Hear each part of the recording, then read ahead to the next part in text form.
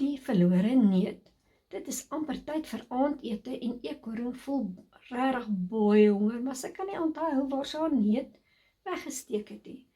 Dit is nie onder die grysklip of in die arbeiland nie, sê sy moedeloos terwyl sy by al haar beste wegsteekplekke soek. En dan sien sy iets klein en rond weggesteek in die boom, net bo haar. Eekhoring dink dadelik dat dit haar verlore neet kan wees en skarrel opgewonde deur die blare en takke na bo. Maar skielik vlieg 'n kwaai mamma voël blitsig op eekhoring af en jaag haar met 'n groot geraas weg. Los my eiers uit.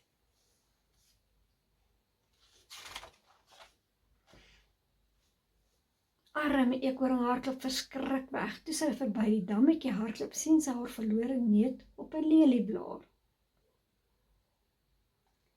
Ek kan regtig nie onthou dat ek al dit ooit daar gelos het nie, dink sy terwyl sy oorleun om dit by te kom.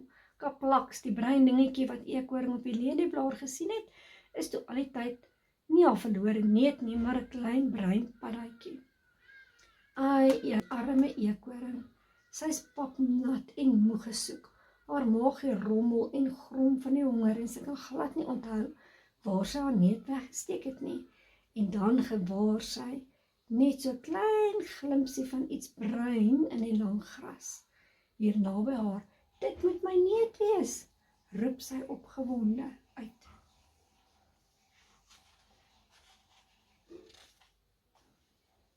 Eekhoring haap sommer sonder om eers behoorlik te kyk. Eina, hulle stem, dis toe al die tyd jakkals en sy oë traan behoorlik van die seer kry. Dit was my neus, sê hy kwaad. Ek's vreeslik jammer, sê eekhoring verleë en sy skarrel vinnig weg.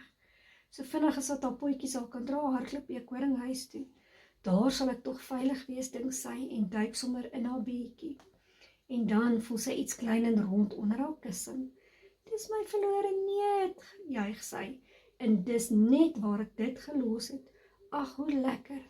Uiteindelik kan eekhoring haar verlore neet eet.